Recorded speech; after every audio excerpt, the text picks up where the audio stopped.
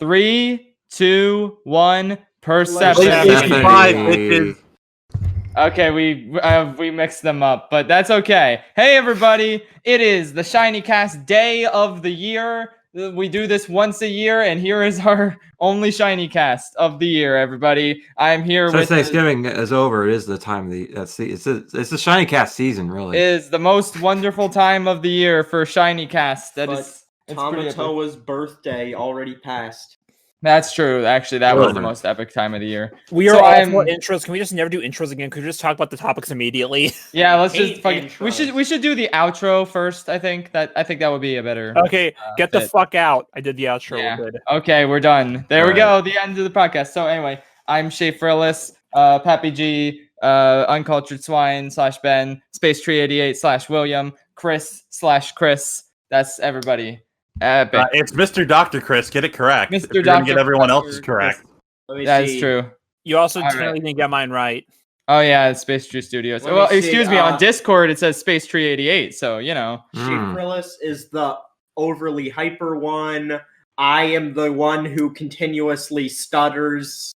William is the very nerdy sounding one. Chris is the deep voice. That's all you had to say. Doesn't want to be here one. And Ben is the chill dude. Okay. Are those like archetypes and something else? Like no, I'm just telling people where did Space Tree 88 based go? on voice. Those are just our general archetypes. Oh shit. Space Tree 88 is gone. It's now James. Stop calling me by my username. That's his new name in Discord. It's about time. All right, that's epic. Speaking of epic, tomorrow is Don Cheadle's birthday, so I cannot wait to celebrate our Lord and Savior Don Cheadle. Happy early birthday, Don Cheadle. Yes. That is epic. Thank you, Don Cheadle. Everything you have done, John Cheadle. And as I posted on Twitter, on November 29th, let's all go to Dunkin' Donuts and ask for the Dunka Cheadle. The look on their faces will be awesome. It will be. Shout out to everyone who was in the chat for the Hunger Games stream yesterday. Oh yeah, we just did that yesterday. That was a ton of fun. So shout out to all y'all, even though it won't be yesterday when you hear this podcast. But YouTube chat went deep though. Yeah. YouTube chat did very well in Hunger Games and Total Drama. Anyway, though, so today we have a lot of topics of discussion. First off, the PS5 launched and nobody is able to get it. So I figured we would just talk about the PS5, even though none of us have it.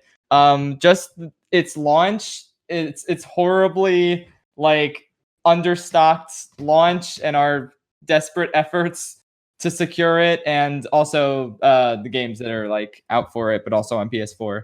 Anyway, so Chris, you had some adventures trying to get the PS5, right?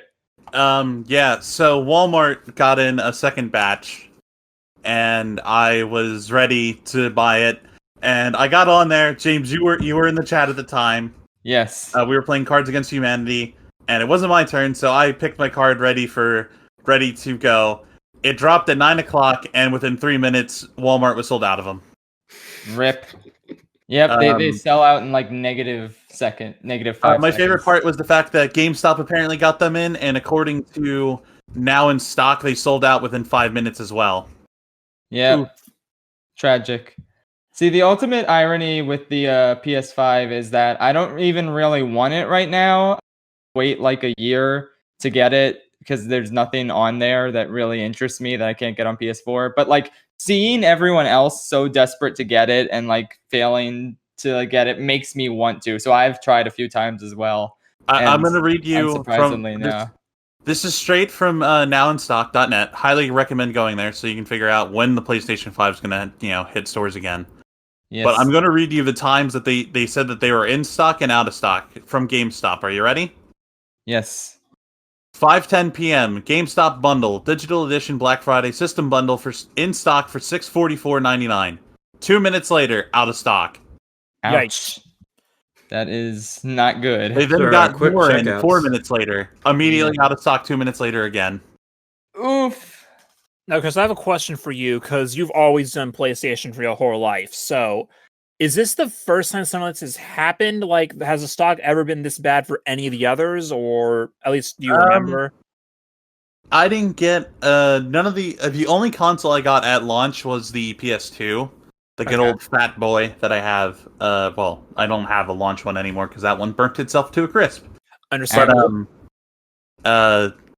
I remember if my parents were able to get one from Best Buy back in the day, and then we were able to get another one. So I think it's just none of the Xbox and Sony kind of underestimated how popular gaming was going to be, considering the pandemic was going on. Yeah, I think it's And- more along the lines they couldn't produce as much because factories were shut down because of COVID. Right. And That's there's it. also They the made fact as much that- as they could. And like Yeah. how expensive these consoles are in general to sell, I'd Yeah. imagine they also cost a lot to make too. So it's likely a mix of column A, B, and C. yeah, and like One I thing yeah, because I can't I would- remember a launch being this like sparse in terms of not being able to get your Well, hands on consoles. But I would I argue think Wii is pretty wasn't comparable. The Wii also Ah, very true, difficult yeah. to get at first. yeah, I And, guess like, I remember the Switch's stock being pretty wonky the first couple months too. true. Yeah, I didn't get my Switch right at launch. I Is got it- it in June, but I wasn't a And yeah, if you look at at launch, so I wouldn't know. Switch stocks over pandemic have also been really hard to find for the Oh, same exact yeah. reason. Yeah. Yeah, true. Like Yeah, I know a sure. lot of people who just bought the system just for Animal Crossing, so that probably really helped sell a lot of Switches, and like they probably had a lot more stock problems because they didn't expect that many new Switches to be sold, plus the pandemic slowing down production. So yeah, And I think it's just apparently, Plus the frickin' scalpers. yeah. Yeah. Oh God. I heard that Animal Crossing sold out on Amazon for Black Friday. Mm. Hmm. Yeah, that's The game that's is Oh, still selling. It might overtake Mario Yeah. Kart honestly and become the highest think it selling will. Switch game, which is just It's on insane. track to. That is nuts. Can't believe it. What I don't understand is this reporter asks why. What's so great about the PS5? Well, I mean, I think it's just I don't know. People want the newest PlayStation, Yeah. but They're that's a just gonna good have point. it. Because That's a good point, though. I wanted to get to that because it's like I don't see what the big deal is about owning the PS5 right now when most of its stuff is on PS4. Like the big thing it has is the Demon Souls remake, which a lot of people are into.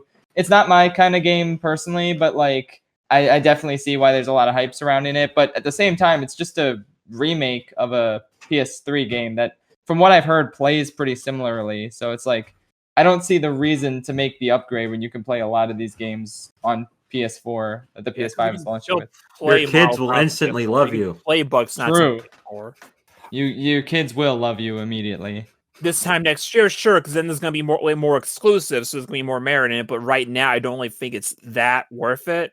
Yeah, it really feels like a soft launch. Like, but yeah, I will argue though with the Xbox Series X though, because of the backwards compatibility.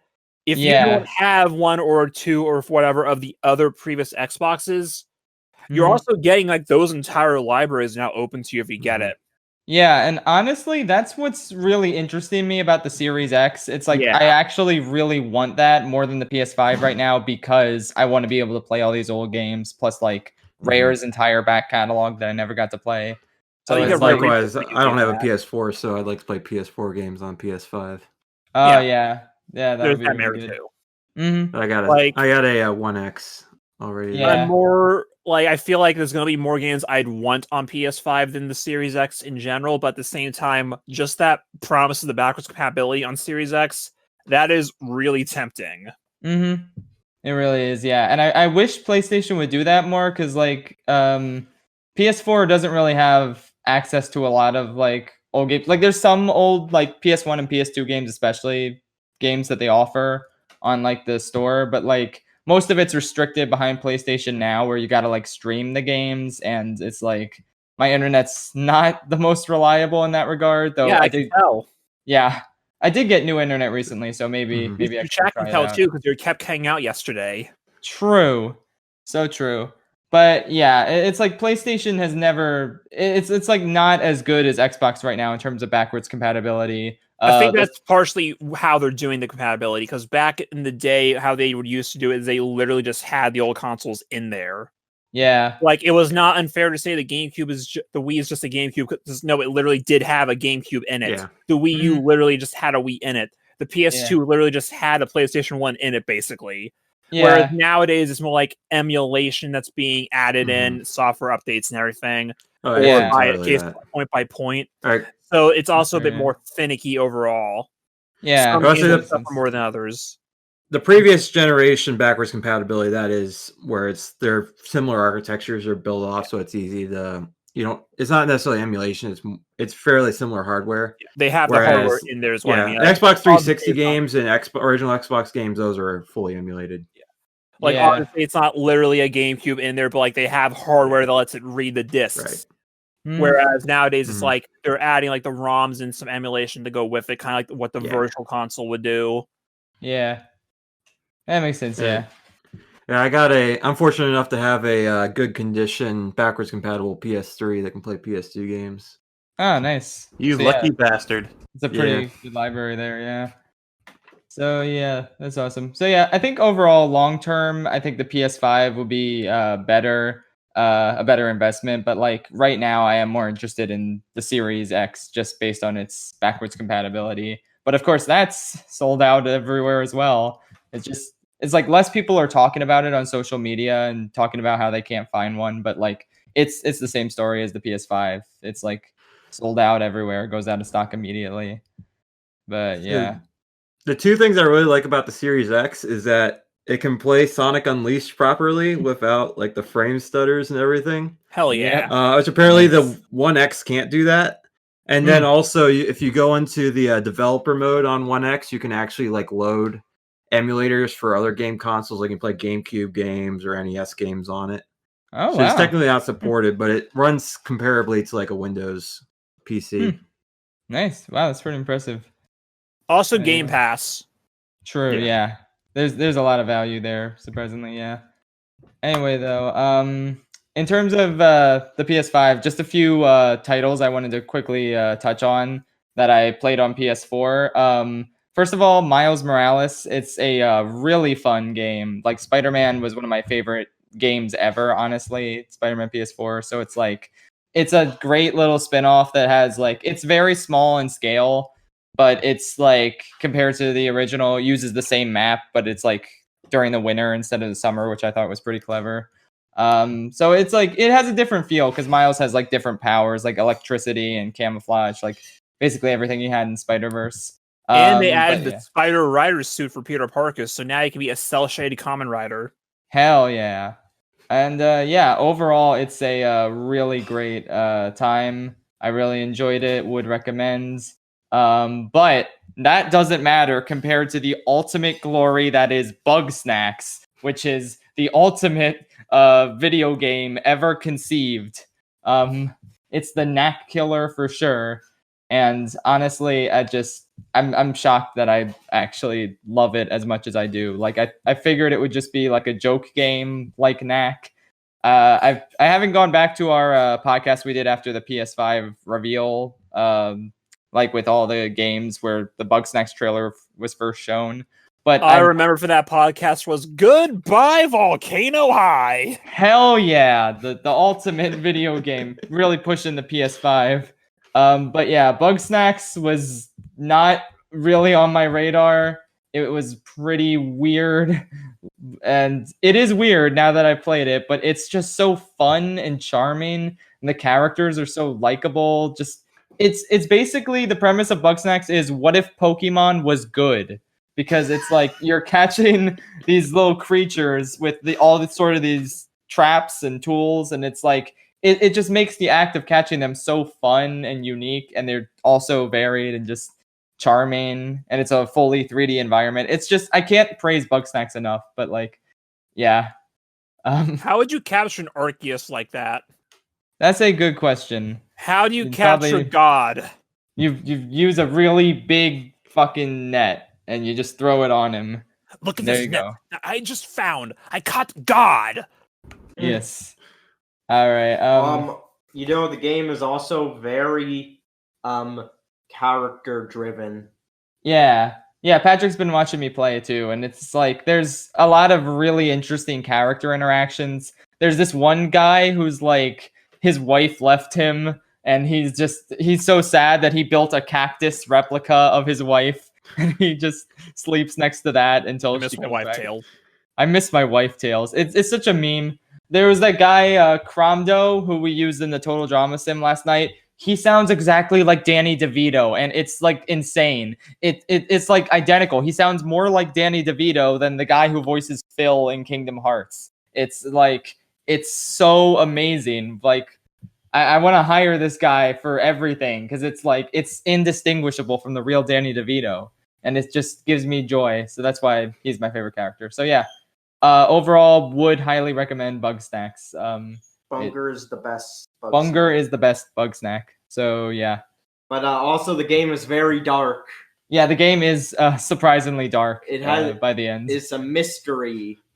Yeah, it's really, it sounds like the stupidest idea ever, like all the elements that it ties in, but it's so good. I can't describe it. It just works. Isn't the game by the Octodad developers? Yeah, which I think, yeah, you can definitely see a lot of their wacky influence in this game.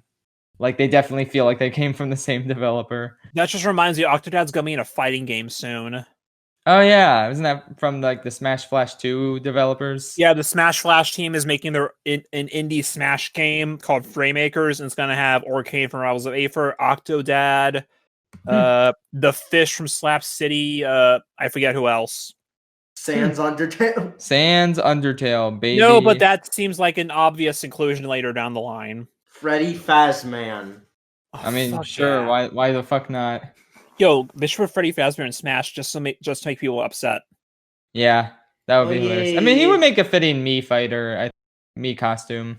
Yeah. Hey, it's Madeline. Or Well, because they're Adeline literally suits, so. in the framing. Who? The Madeline from Celeste. Madeline. Oh, Madeline. Yes, not Adeline, Patrick. That's the Kirby 64 No, I thought character. Oh, wait, it's Madeline and Badeline. Badeline. Yes, there you go. He's talking about the Anyway. character in Celeste. Yeah. Anyway, does anyone have any like outside thoughts about Miles or Bugsnax? Just looking into them from the outside. I played neither of them, and I don't really have any intention to play either of them. Tragic. Now, hear me out though. Mainly because I still have to play and finish Spider-Man on the PS4. Oh yeah, true. Okay. And Yeah, that's Bugsnax valid. just doesn't seem like it would gel well with me, but I'm sure I would enjoy it if I play it. It's just not on my radar at the moment. Yeah. I think that one of the So- things we should point out though right now is that these are all PlayStation 5 launch games, but most of them are available on PS4 as well.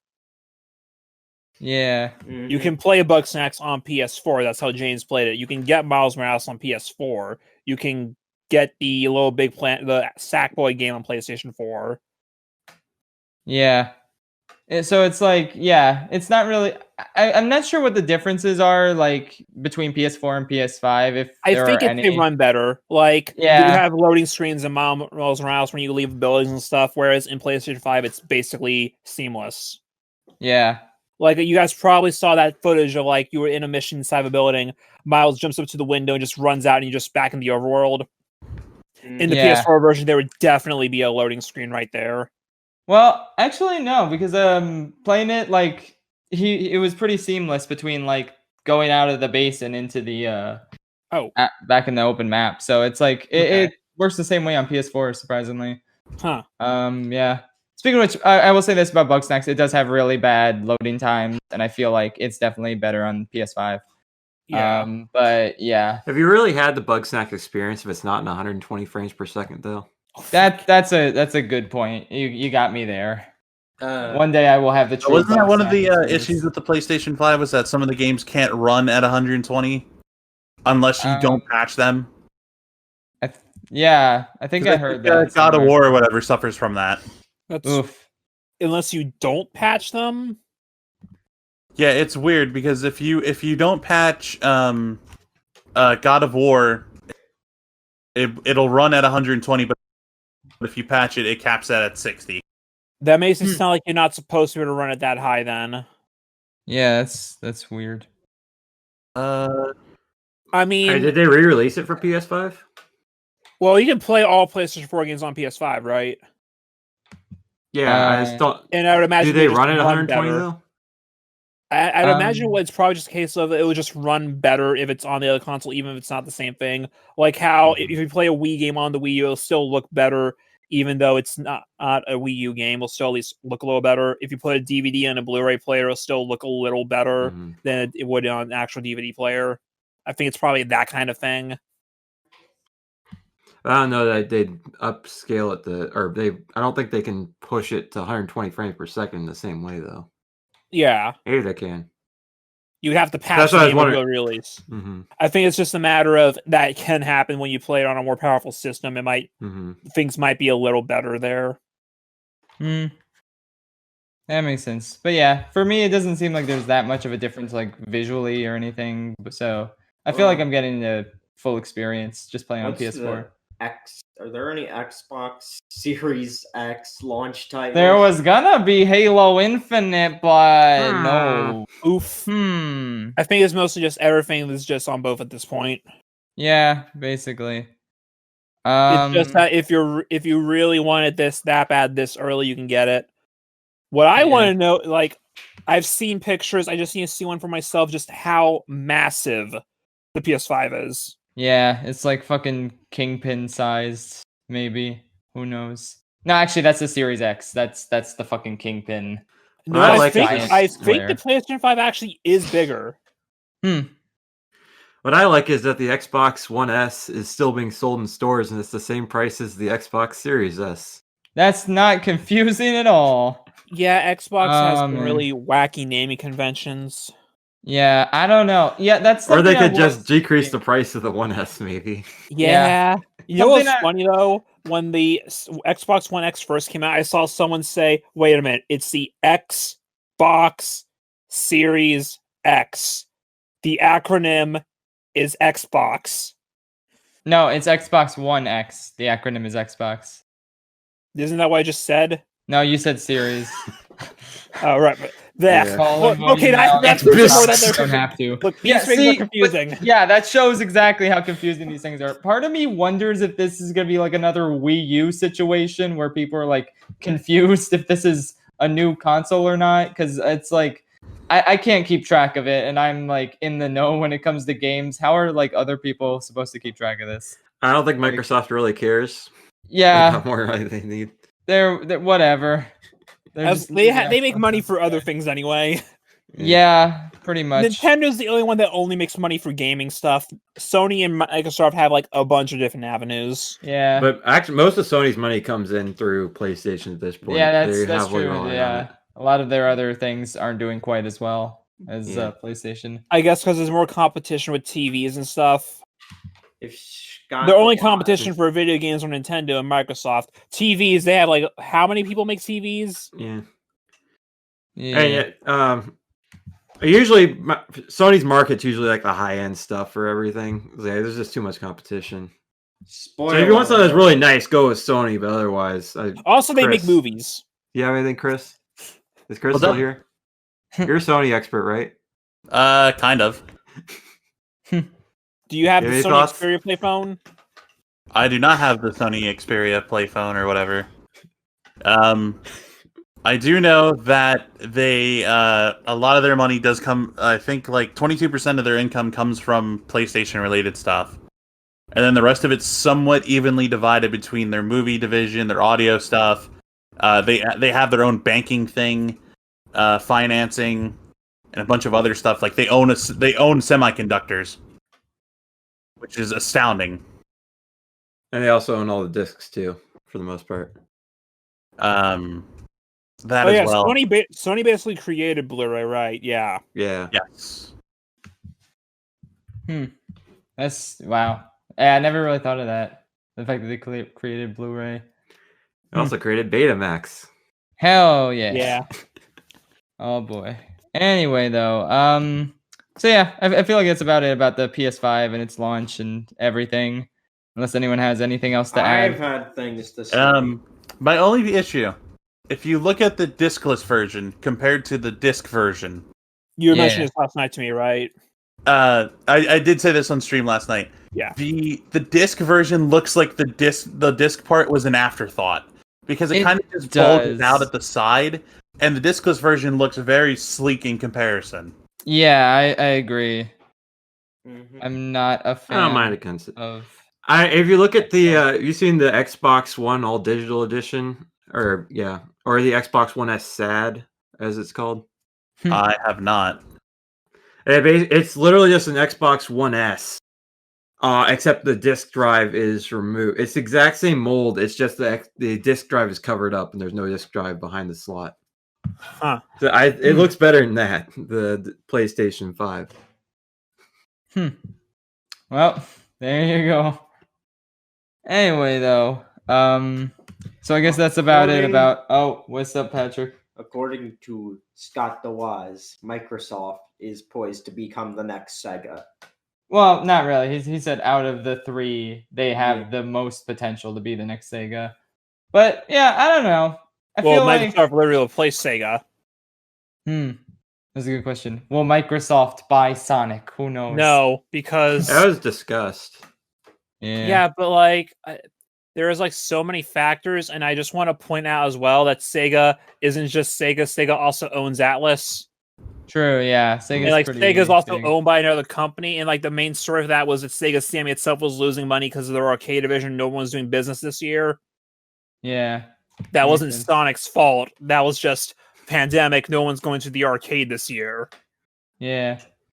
Oh, you know what? I just remembered the fact that Microsoft bought Bethesda now. The fact that Bethesda games could become Microsoft exclusives. That's definitely gonna like turn things around for them. I feel like in terms of selling consoles, considering how big these games are. But like, yeah, assuming that it's more of like an actual hard exclusive, like with Rare, and less of a Mojang Minecraft is still on everything kind of thing. Yeah. I feel like with Bethesda, they're almost going to have to not make it exclusive because you got to think of the Bethesda games are made basically. Their driving point is you can play it on almost any console. That's true, yeah. Like the fact that you couldn't play, like not being able to play Skyrim on your toaster, like that would really cut into sales. So I feel like if they were to make it exclusive, I feel like that would definitely involve the FTC in some way or shape or form stepping in to like make it not console exclusive. Yeah. So, but on the right side with Microsoft, New Vegas 2, baby! Hell yeah, brother. Let's just hope their games aren't quality level of Fallout 76. That'd also be helpful. Let's hope. Oh boy, so that'll be interesting. Such a good concept, and what did they do? They blew it. Ouch. They blew it up with a nuke. It just works. Tell me lies, Todd. Tell me sweet little lies. Yeah. Shut your face, Toad Howard. Toad Howard. That sure was a nice JPEG of Elder Scrolls 6, Todd. Give me more Skyrim. Hell yeah. Anyway, so let's move on then, I guess, to the next topic, which is Hades. Game of the Year nominee, baby. Hell yeah. So William really wanted to talk about this one. I just brought it up because I actually have been playing it, and I figured, yeah, James probably want to talk about this because I don't care about the other two topics. Yeah. Hades is so good. It's probably my game of the year outside of the ports of old games, which are Pikmin and Persona, but you know, those don't count. So Hades is my favorite original game this year so far. I say so far as if there's, you know, more than there just is 1 month left of the year. There is literally only Cyberpunk left this year. So like if it ever gets released. Yeah, if it comes out on time. Nah, man, they got crunch for 3 more months. Yeah, exactly. It'll be like the Sonic movie, comes out in February. Everything's redesigned. They're perfect. The whole game is anime now. Yes, amazing. So yeah, Hades is really fun. I've never actually played game like Hades before, so I was pretty unfamiliar with the concept. Like the fact that you keep going through all these randomized rooms every time and like dying is kind of encouraged because that's how you get stronger using the permanent rewards. It's like it was very weird going into it as someone who's unfamiliar with the genre, but like I quickly got the hang of it, and it's just so good in terms of the combat and the art direction, just the characters, and especially the way it tells the stories. But William, would you like to talk about your impressions? It's kind of weird for me because I have played other roguelikes and roguelites. I don't know what the difference between the two is. And usually they don't really gel with me that well because it's like I don't feel like I'm making enough progress at this point because I've died like 20 times and don't feel like I'm doing any better. and they just never really clicked me that well. So far from what I played, though, Hades actually is doing a good job of that. And it's just because I guess it's like the nature of them just giving you that one upgrade immediately and that you get something every room. It feels like much more rewarding, because in other games, it's like you don't immediately get something in Rogue Legacy every single room. It's just maybe you'll get something the next run. In Binding of Isaac, it's like random. Like maybe you'll get something this room, maybe you won't. And it's just a matter of how they play, because Binding of Isaac and Gungeon, those are twin stick shooter type deals. Rogue Legacy, that's a platformer type deal. This Hades is like the other games by the Supergiant. So if you played Bastion or something like that, you'll play similarly to that. And it's doing a way better job of clicking with me. Are there like any like go-tos you have, like late weapons that you try to like prioritize or anything?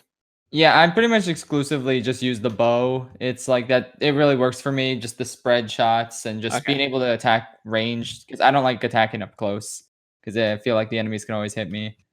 I go with the shield right now because like I want to be able to get close if I can, but I also just like the whole I can have that option of a range, because I don't like the cast because that's too slow.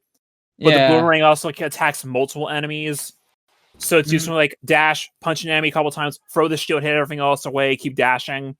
Nice, I also try like always get like a dash upgrade that lets me damage enemies with the dash.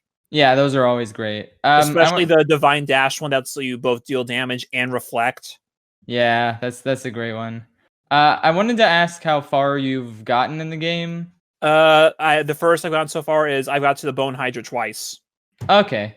So yeah, I've beaten the game, so I won't talk about anything that comes past that and like spoilers. Have you seen Eurydice yet? No. Okay. The first I've gotten is the Bone Hydra Sepharis I have gotten. I haven't played that much, but I play a good deal to like see how this is really going, and I want to play more. Yeah. I just want to say finding Eurydice is like the best part. Just hearing that song, it hits so deep. Probably hits more for me because I'm familiar with Hades Town and the story of Orpheus and Eurydice, but like just finding her is just, oh my god, it made me cry, honestly, hearing her song. But anyway, I think what's cool about Hades is its method of storytelling, where it's like the story progresses naturally as you die. It's like it's not like you reach a certain point and then that's when you get story and you keep going. No, you die over and over, and as you die, even if you don't reach a certain point, you still get like new story details that continue to pile up. It's like they really experimented with how a video game could tell a story, and I think it was like really neat and really like special, like the way it does it. I think it really works for this specific genre, and just in general, I've never seen a story told this way, so it's like it's really cool. Like I have noticed there's like, Nyx isn't here today, and then I do a run. Next time there's like a cutscene where I had to go to bed, and then it shows me why he's doing the quest in the first place. Yeah. One time Achilles won't be there, and then I'll come back. Him and Nyx are both there, and then the next run he'll be talking to Nyx about something. Yeah, it's like cool. It's like the story progresses even if it doesn't feel like you're making progress like gameplay wise. So it always feels like things are progressing even if it doesn't really correspond with your gameplay, which I think is really neat, and it really like sucks you in even if you're frustrated that you can't get any farther because you're stuck on a certain boss or something. But there's like the random factor of you're not going to know what upgrades you're getting in a run.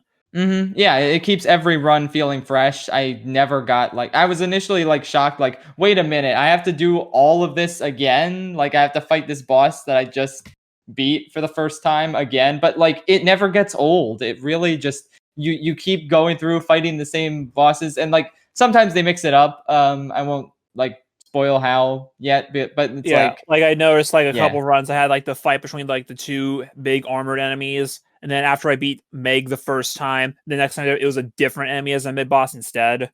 Yeah, it's like it always keeps it fresh, and you're always discovering new abilities and like new things to do. So it's like it just keeps you playing. It makes you want to see it through to the end, even though you have to do a lot of the same things over and over because it's always fresh. So yeah. Now, James, I have a question for you. Yeah. And, like, feel free if I cut this section out if you feel like it. You are Greek, correct? Yeah. So like, do you get like I don't know how you grew up like with your like have you like really gotten like much like culture when you were growing up? Like, have your parents ever told you anything about this? Like, do you get anything out of that with the game at all? I don't think so, because it's like Okay. Greek mythology is always something I've been interested in, but never something I've explicitly like learned about. Okay. But like, yeah, it really my interest in Greek mythology just comes from like common media like Disney's Okay. Hercules and Kid Icarus Uprising and like Hades Town and all that, and then this Hades as well. Like, and it just really intrigues me. Like, I love how different gods can be interpreted in different ways in certain pieces of media.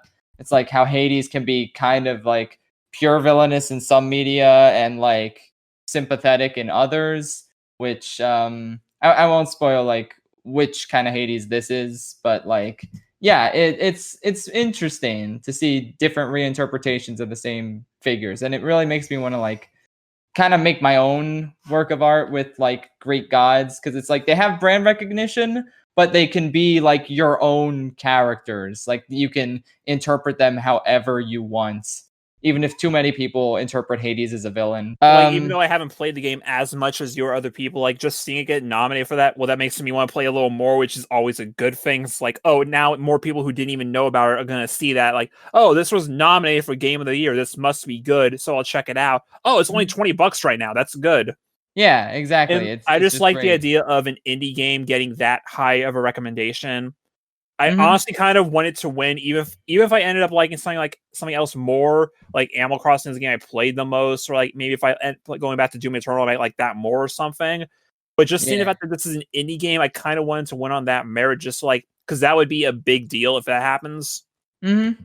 Like, I think even- it has a decent shot. Yeah. Like Like, even if Parasite wasn't necessarily my favorite film from last year, just having it win the Oscar for Best Picture means a lot. So that's good to Yeah. see. exactly, yeah. I like to see stuff like that. Yeah, I feel like Hades has a decent shot because Last of Us 2 is pretty divisive.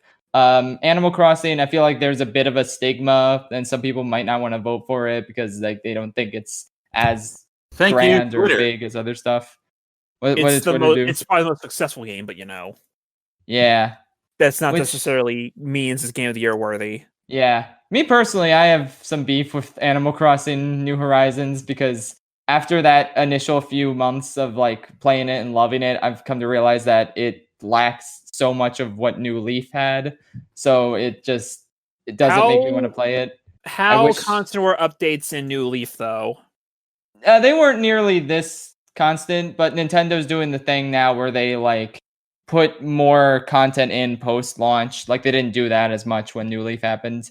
And New Leaf got like this massive update like 2 years in that like added a bajillion new things. But like even before that, I feel like New Leaf just had more reasons for me to play and come back. Like there was always public works projects I could work towards. The animals always had tasks I wanted me to do. The holidays felt more in depth. It's like it feels like New Horizons adds a lot of really good in-depth stuff, but strips away other stuff, which really just And they're adding them Kinda back now in disappoints me. updates. yeah, they are adding a lot back in updates. Speaking of which, it's been how long since the last Ness Online update again? Oh yeah, since Hey, Donkey Kong Nintendo, you 64. want to get in your shit? You want to get money? Hey, how about that? Anyway, though, yeah. So anyway, does anyone who hasn't played Hades have any thoughts about how it looks to them? Any interest? It would seem not. Have any of you guys Alright. played Bastion? I guess not. Okay, James, we should probably move on to the next topic. Coolio. Nobody So I wants shouldn't to say I talk don't about have any interest in it. It's just I've heard it too much now that I'm not interested in it. Oh, okay. I mean, I could see that. Yeah. James, So- I'm looking at you. I'm sorry. This isn't related to Hades Town. Don't worry. It's its Hey, own thing. Chris, did you I mean- actually get Pikmin 3 Deluxe or no? No, I forgot to buy it, but I'll probably buy it sometime soon. I Cool. did start playing the demo. Oh, nice. That's Also, awesome. Hades It's a has good time. cross-play between PC and Switch. Nice. Awesome. Oh, that's cool. Yeah, that's true. Nobody wanted to talk about Hyrule Warriors. Okay, Patrick, do you want to talk about Hyrule Warriors? Yeah, you if can talk you're about the that only real one quick. who played it. Yeah, I've I played played like the an demo. hour of it. I'm not that into it.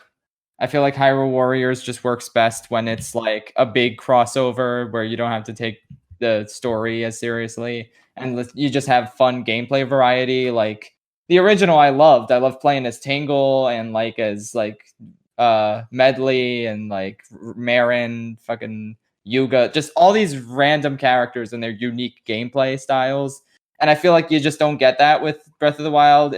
They're all fairly standard, and yeah, I don't know. I will say I'm interested in the fact that it is a direct prequel to it, so you get more story for that. I would say that it's interesting in that regard. Okay, Patrick is laughing, so he knows something. Patrick, you go. The thing is, you see, it was advertised as a prequel, but it's not. Is it a prequel sequel, or is it a sequel prequel? Is it during the timeline? They use time travel to retcon everything. Yeah, so it's basically wait, so the game retcons itself, or it's like an alternate universe where it's like, okay, spoilers, everybody, for Age of Calamity. Do you guys want to hear this? You already spoiled it. This isn't a spoiler. The Guardian travels back in time at the very beginning. That's the first cutscene. Spoilers for everyone watching. They don't all die in the end. This is a good ending.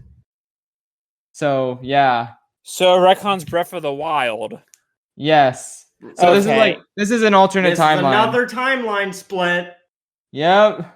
Okay, that's funny at that point. Another branch in the clusterfuck of the Zelda timeline. Anyway, Patrick, how's the gameplay though? Since you're less bored with it than I am, I assume. I mean, I have fun with Hyrule Warriors, so it's still like fun, basic gameplay.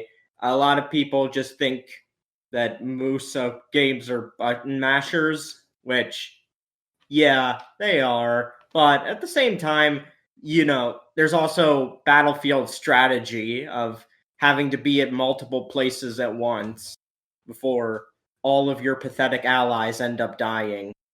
Yeah, like I play the demo, it's like, okay, I can tell Link to go here while I'm Impa over here, and we can both meet in the middle. That's nice. Yeah. And Hyrule Warriors, it is the original version's much better, where you get to play as that series. Breath of the Wild is a much more limited universe where it's like it's not really. That's something I was thinking the other day. Breath of the Wild is not like an interesting point in the Zelda timeline. Like it's a great game, just based on its open world gameplay, but it's just kind of a boring slice of the Zelda universe. Like it's just this post-apocalyptic place where nothing's really happening. And it's like, I don't know. I'm just way more intrigued by like the Great Sea or like the fucking Termina and would you argue this is a cash grab? This, I mean, yes. But, you know, it was a good idea for a cash grab. Like a good idea to continue Hyrule Warriors. And probably at least like a good way to get more Zelda content out while they're working on the actual sequel. Yeah, exactly. Because it's like I said in a previous episode, Breath of the Wild is like its brand at this point, like independent of Zelda, because Breath of the Wild was huge in terms of sales. And there's the other thing. It's like people will bring up Mario sells Mario. That's why I don't have to market as much. A new Mario game comes out. The older game is going to sell well for the people who didn't play it beforehand. So you have a new Hyrule Warriors game.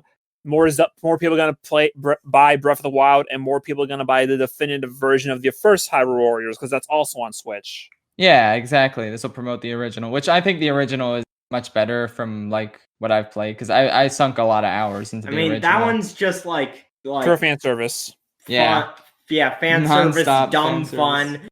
That's the one where you don't play for any story. Yeah. You play because you want to play as the bug girl from Twilight Princess and beat the shit out of Ganondorf. Exactly. This one really kind of partially hinged on the story for a lot of people, because Breath of the Wild did not deliver in that regard. It was one of the greatest games ever for gameplay, but it, lost a lot of good and the bad with the Zelda series. Yeah. I mean, you guys might disagree with me here, but like a lot of the Zelda stories aren't that complicated either, right? True, yeah. But they're always like present and a good motivation to keep going. Whereas Breath of the Wild, your motivation is just the gameplay. Like the story doesn't really compel you as much. But yeah. I feel like it may have been a good idea to do that though with the launch of the Switch anyway, because like you need a good reason to get people playing this console. So here you go, just keep playing, Yeah, exactly. and it worked. Yeah. I mean, Age of Calamity, the story is fine, I guess. All the characters, they're likable. I mean, I guess they're not any worse from like the Sages in Ocarina of Time, except Rivali. Fuck that guy. Fuck Rivali. All my homies hate Rivali. Would you say that if you haven't played the original though, would this still be a good one to play anyway? Probably not. I don't know. I haven't played that much of it, but what do you think, Patrick?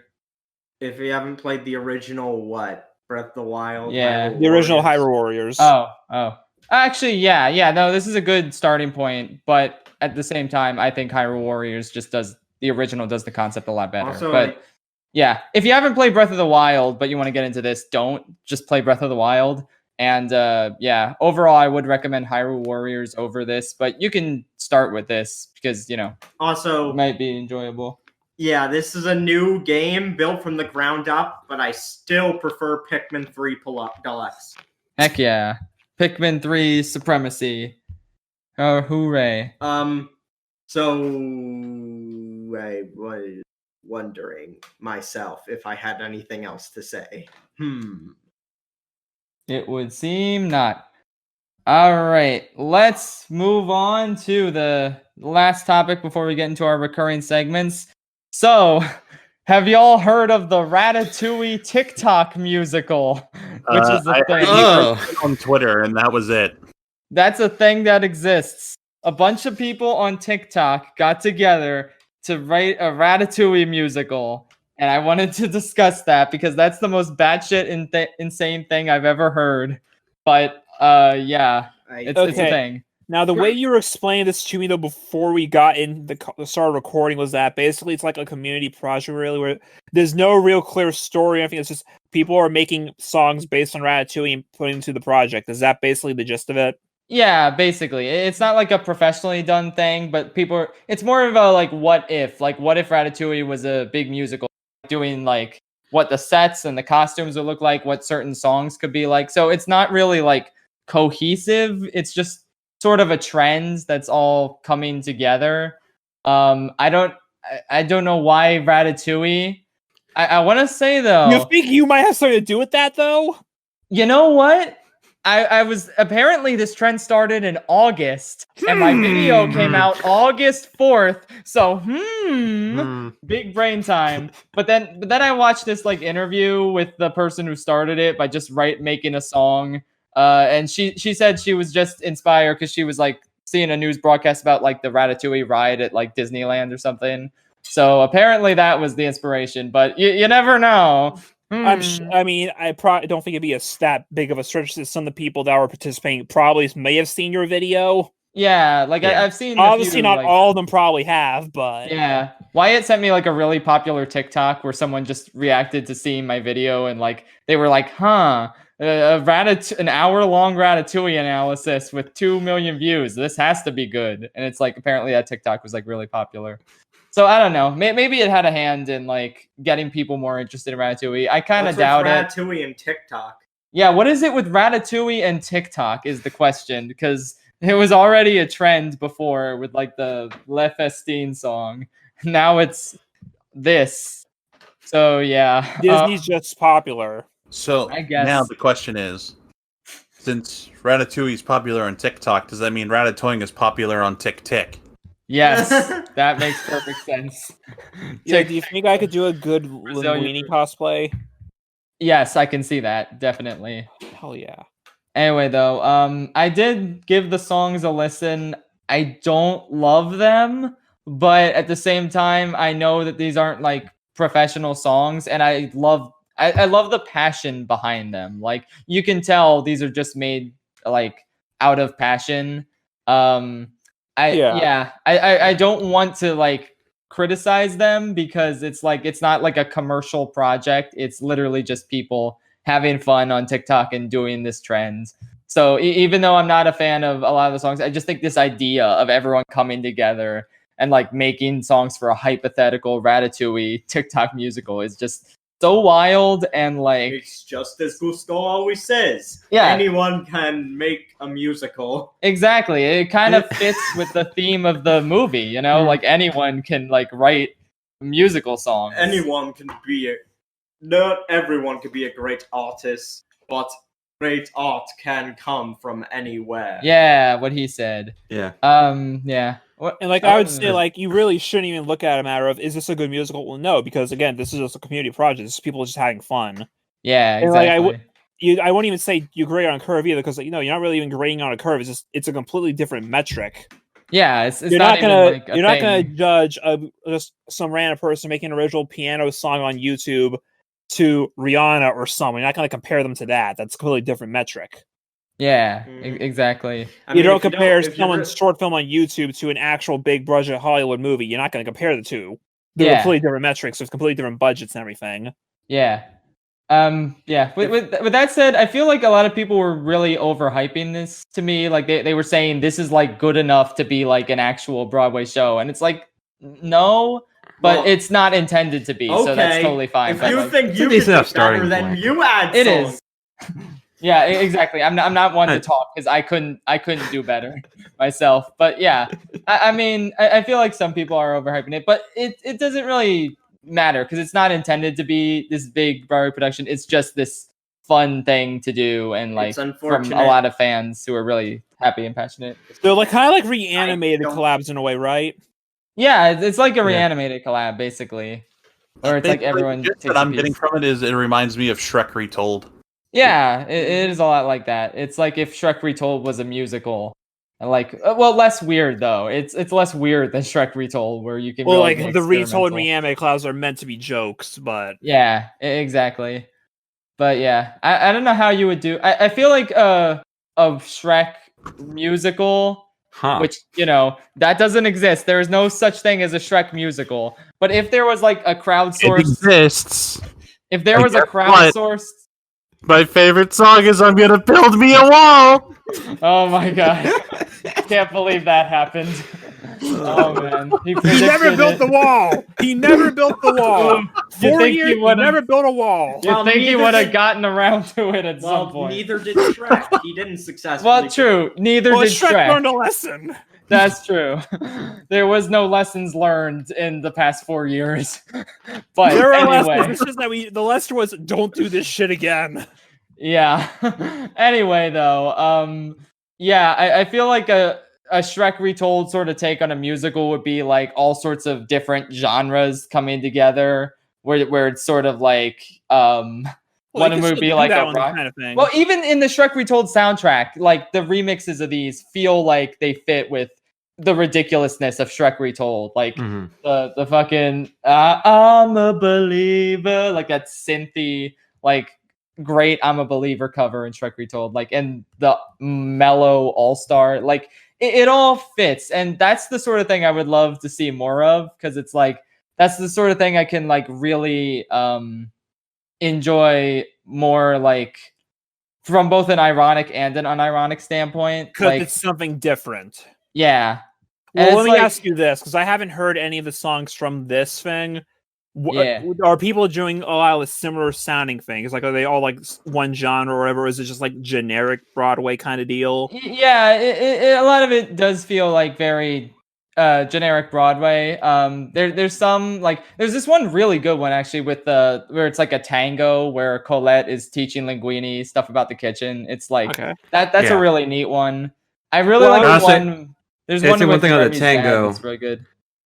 It's really good. It doesn't necessarily fit in with Linguini's character. I kind of feel like it has too much confidence. Yeah, well, it's not about Linguini. It's more about him trying to Right. keep up with Colette. So she's like doing Yeah. the tango, and he can't really like follow along that well.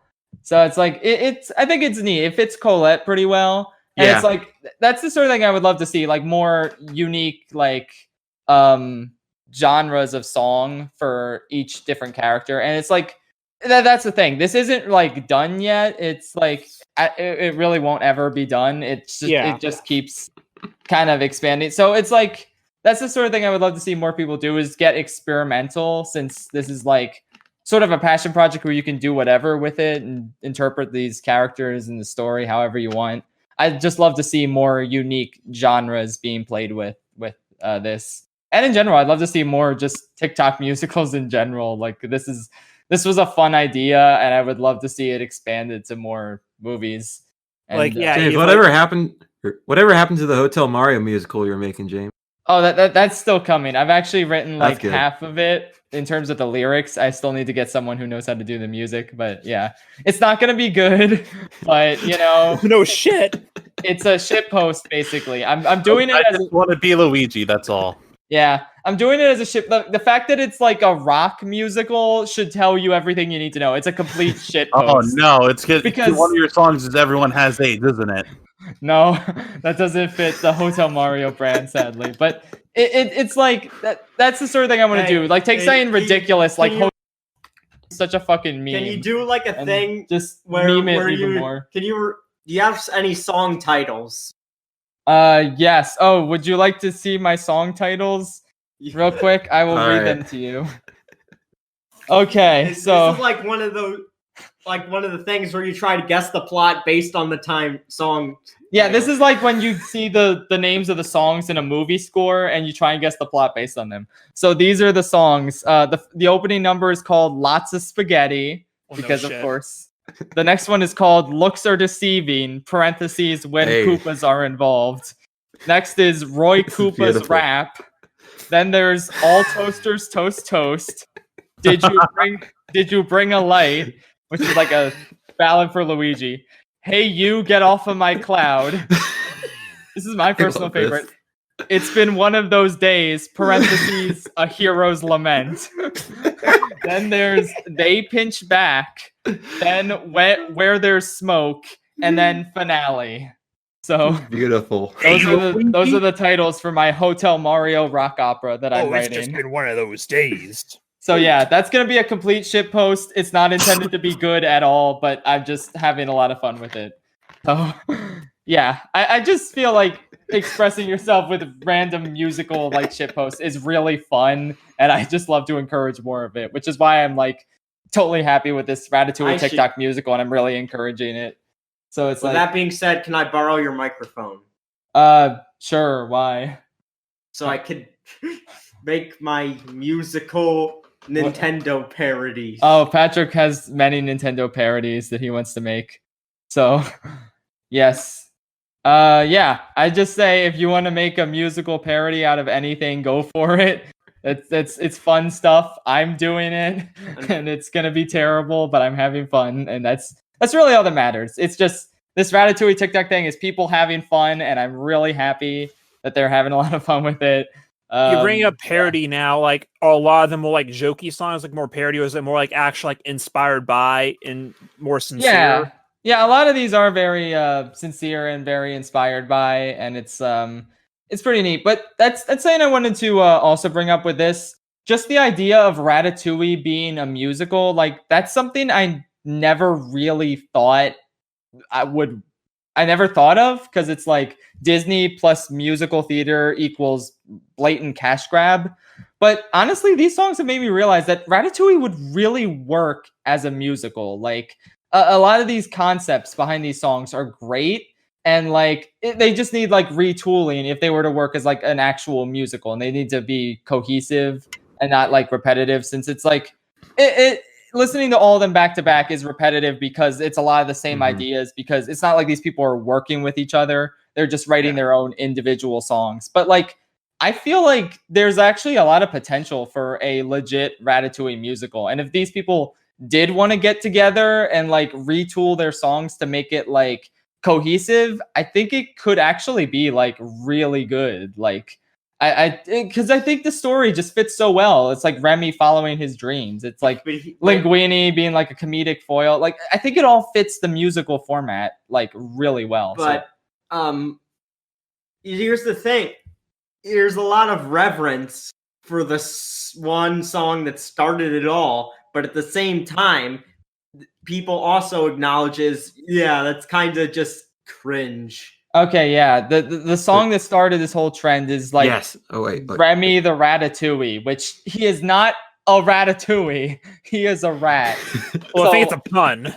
Yeah, but the thing is, the lady who made that just made it as a simple little TikTok. She didn't intend it to become this. So it's like, I feel like people are a little unfair when they criticize her opening song because she didn't mean for it to be an opening song to a musical on TikTok. It's just a little shit post she did when she was thinking about Ratatouille. Like, so I don't know.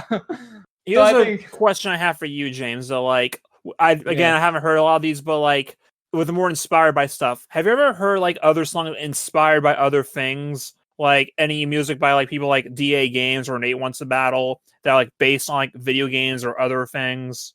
Not have you ever heard really. any of the songs they've? Okay. Yeah. So I was gonna ask if like it's any similar to that. I mean, granted, a lot of those guys also like write them like they're inspired by these series, but they're also written as regular songs. So even if you don't have any experience with them, you can still understand the song. Mm-hmm. Yeah. That sounds. I don't know. This is more of like a straight like. It is literally Linguini and it's literally Remy and it's literally Colette and everything. Okay. Yeah, this is more so intended to fit in the story of Ratatouille, and like if it was a musical, this could be a song where each scene is.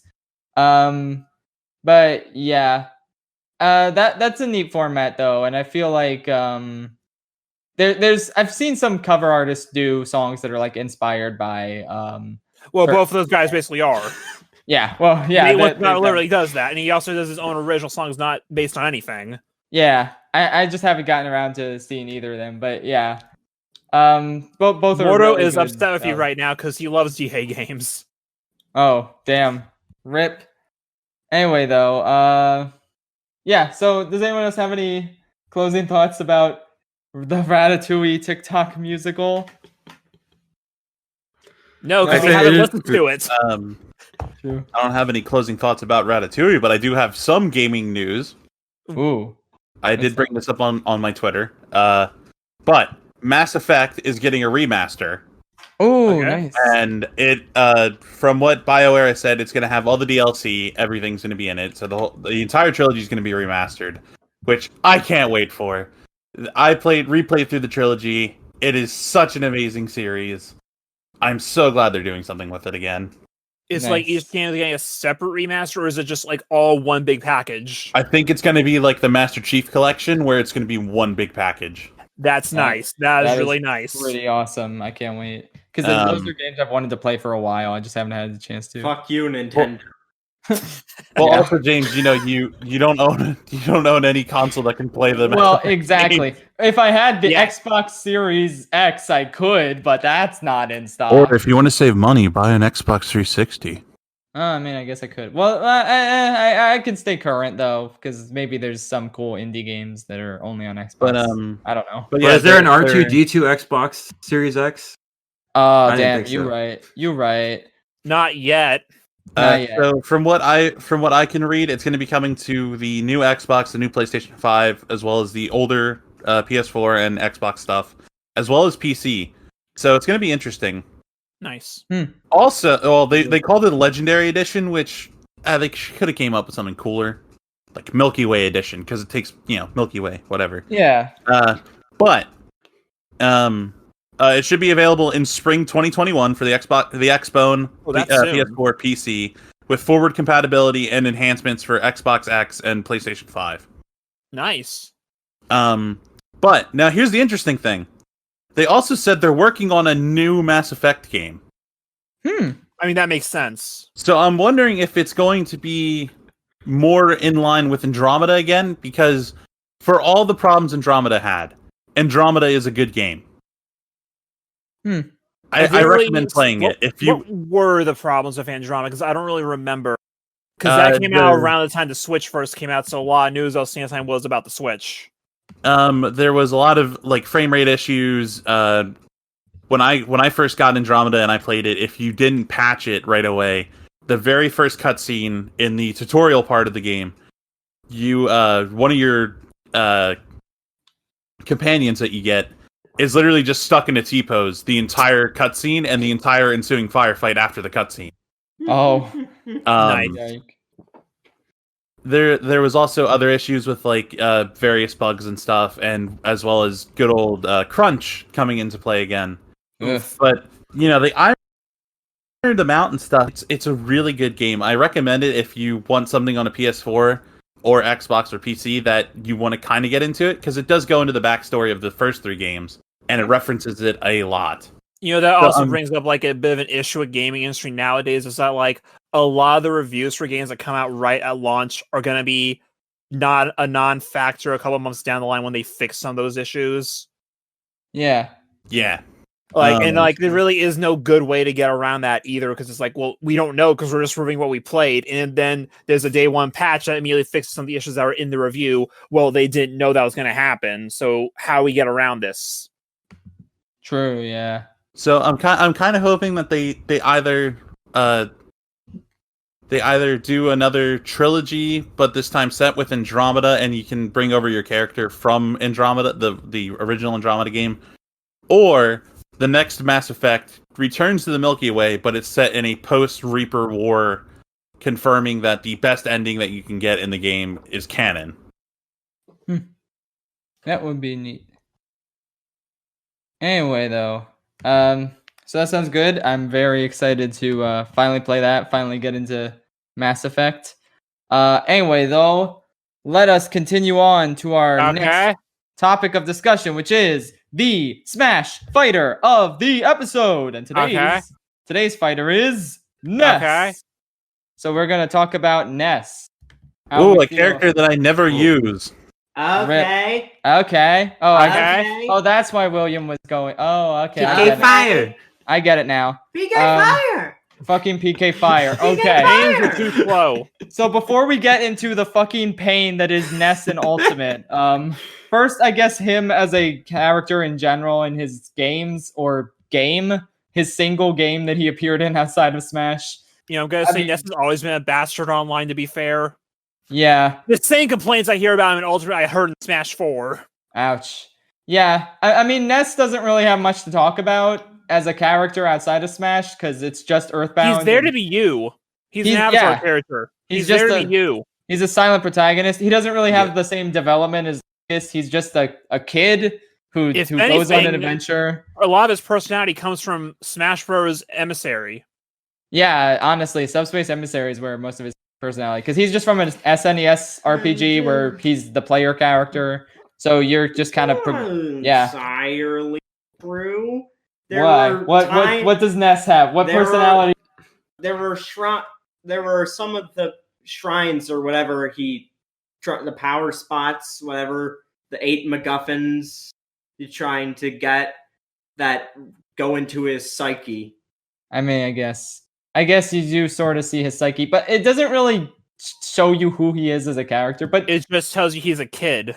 Yeah, he's just a nervous about saving the world when his thoughts are displayed on the wall, and he has the nagging thought of Gygus being a bit too good at being. Okay, that's you guy. Also in that situation. That's just you. That's just a child. That is the whole thing. That's the point. Like, he can be anyone. Yeah, I feel like he's really good as a player character because he has like a design that you can sort of project like anyone onto, and it's like I just feel like the fact that it revolves around him being at his house with a dog and like his mom, you can kind of come home there. You can name your favorite food and it shows up in the game. You can name like your special attack. Like, I just feel like those are really nice touches that like most developers wouldn't think of, but like Shigesato Itoi like knew would be good at making you feel like you're in his shoes. Like if you say your favorite food is pizza, then there you go. Your mom makes pizza for you. It's like, damn, I really got to perform an abortion on Satan. Hell yeah. Hell yeah. Mm-hmm. It's such nice little details. And like you can name your special anything. Like when I played Earthbound earlier this year, I just named my characters after Persona 5's characters. So Ness was just called Joker and his special was PK Arsene. So it's like, I don't know, just the customizability with Ness is just nice. And yeah, he's just a nice player character. And I don't know, he's chill. He's a chill kid. That's about it. That's all there is to Ness. Yeah, in his one game. Okay. That being said, is Ness Sans? Is he Sans though? That is possibly. Possibly. Patrick, I have a question for you. What? Are you Sans? Okay. Oh fuck, Patrick Sans. Oh, God. Oh, frick. Oh, heck. Oh, darn. Anyway, though. Whoa, Sans is here. Oh, no. It's frick. Sans. Da-da-da-da. Sans is in our living room. Sans is in our What? voice chat. The way Hey. you're dressed. Anyway, so Ness in Smash Brothers, I'm less positive about. He's okay. Well, conceptually, he's neat, especially for someone who came from Smash 64. Like compared to most of the Smash 64 veterans who are like very basic and could be better, I honestly don't think there's much you can do with Ness. Like his moveset was already pretty neat and complex back in 64 and Melee, and just keeping him the same is perfect. Like his fucking projectile, the fact that PK Thunder is so hard to control and recover with fits the fact that it doesn't like have good accuracy in Earthbound. So I just think that's neat. I love his like how his side smash can like have the smash thing, like the thing that appears in Earthbound. Like there's a lot of great detail put in with him. I love that his final smash has like Paula and Pooh now. That's just so cute. Just overall, I love how they adapted Earthbound into Smash through Ness. Did you meet his down smash? His side smash is a bat. No, yeah, his side smash being a bat, like the word smash appears because it appears in Earthbound when you get a critical hit. It only hit. happens if you kill a Starman in the game. Yeah. Anyway, though, yeah, I feel like he's a great reflection of Earthbound as a whole. I'm glad Sakurai put him in out of nowhere in Smash 64. And he's been a great mainstay ever since. With that being said, I fucking hate playing against him because PK Fire is the worst thing ever. He's like my most hated person to fight in Ultimate. I don't know. For me, it's like him and Terry. Oh yeah, Terry's a bit irritating to fight against too. Yeah. But I like playing as Terry. Yeah, Terry's neat. I don't know fighting game moves. That's unfair to all of us casuals, Samurai. Yeah, come on, Samurai. You don't Anyway, have to do the move only for like the power gauge stuff at the end, but everything else you can still do normally.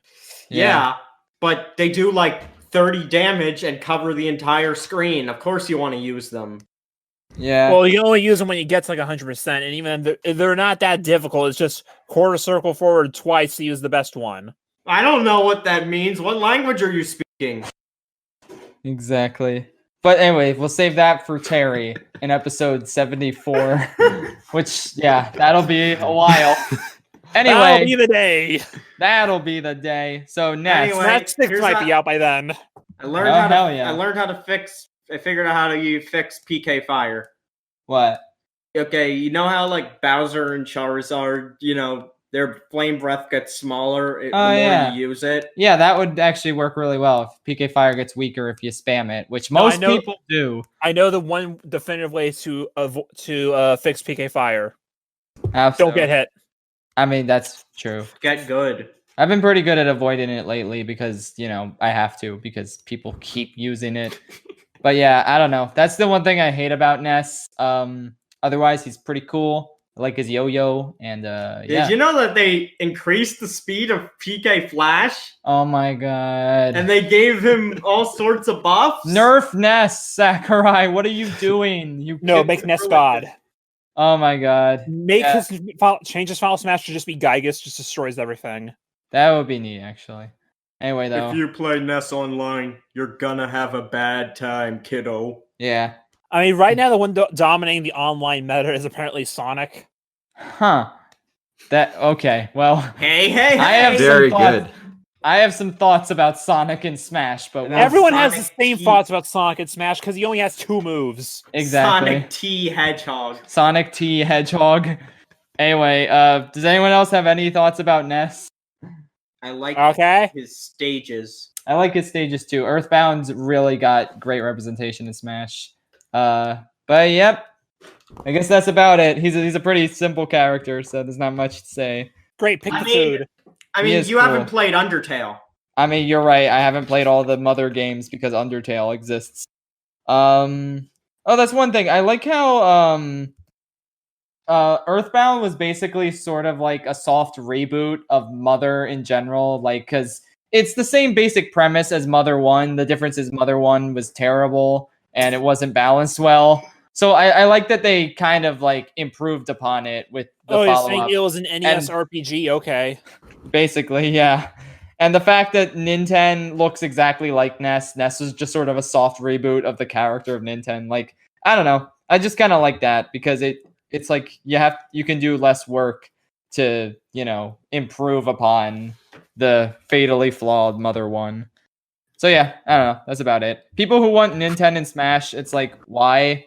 Outside of just being an Echo Fighter of Ness, I guess that could work. But I don't but know. literally, what's the point?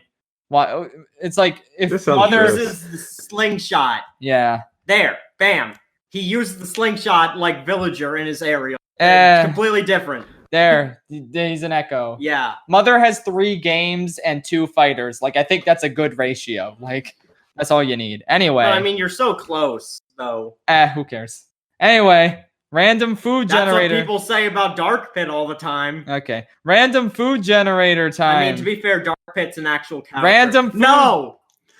Random food generator. Yes. What do you have to say about Dark Pit that revolves around the Ness segment? Darkness. Darkness. Yeah. Darkness. Kingdom Hearts. Reconnect. Yes. Okay, so the food of the day is calamari. Well, I guess I'll have the insensitive Calamari bitch. are people, and I did not know that. Me? Fuck you! Calamari are people, and I did not know that. So calamari is pretty good. Everybody it. rise for the calamari incantation. Exactly. Patrick, have you ever had a calamari? No. Okay, It's good. Patrick's done with this section. Then calamari is good. Chris, have you ever had calamari? Once. Okay, did you like it? It was pretty good at the restaurant I had it at. Okay, hey Ben, have you ever had calamari? No. Okay, well I think we said everything we can about calamari. Yep, it's delicious. It's a funny word. I like it. I don't have it often because I can't have too many fried foods, but it's delicious and good stuff. Yep. Calamari squid, right? Yeah. Octopus. Yeah. It doesn't seem like something I would like, but it's really good. Well, you like seafood. I do like seafood, but squid for some reason. Really? You like seafood? I like seafood. I thought you would prefer free food. I do prefer free food, but if it looks like seafood, then it's also good. If it's free food, that is seafood. So you could say you're on a seafood diet. If you see food, you eat it. Yes, exactly. If I see food, But it must don't be piss. consumed. It must be consumed. Consume everything. Anyway, so yeah, calamari good. Anyway, moving on to the I was trying to mix up the first letters and be like Estion and Quancer, but that's not gonna Q&A work. part 2, because we did some Q&A last night on stream. Hell yeah. Oh, yeah, that's right. If you weren't there for those answers, well, I don't know what to tell you. Yep. I don't it's still remember the on questions. William's channel, so you can check that out. Yeah, that was a fun time. Here's a question from Constantly Caesar. The new video was fucking great, Shafe. Thanks. That was what my a great answer. question. That's a statement. Yes. That was my answer to the question. Thank you. From official PSASD, what are your thoughts on PlayStation All Stars Battle Royale? It was a neat idea that did not work because the gameplay was weird. Have you guys ever have any of you guys played it, or I have not. I played a little I bit own of it. it I in haven't played it. college. From what I can tell, the gameplay is perfectly fine. The problem is that the only way to get kills is to build up your meter and do like the final smash type move, and that's the Yeah. only way to get kills. In their attempt to be different from Smash, it made it a little weaker than Smash. Whereas I'd say they should have just went the whole mile and just make it another Smash clone. Which, granted, this was also a time before like stuff like Rivals of Aether, Slap City, the other clones, before platform fighting was just a genre of its own. Everything was just based on Smash, and that's it. Whereas now it's just a subgenre of fighting games. So I feel like they definitely could do another one, just add more characters and just go all the way and just make it different for the characters themselves. Yeah. That's all they really got to do. I have Alright, never here's played the it, fun but I've question. always wanted to play it. I have a Yep. fun question from R2D2 Incorporated. What? What are your thoughts? What are your opinions on this power ranking he spent 4 hours on?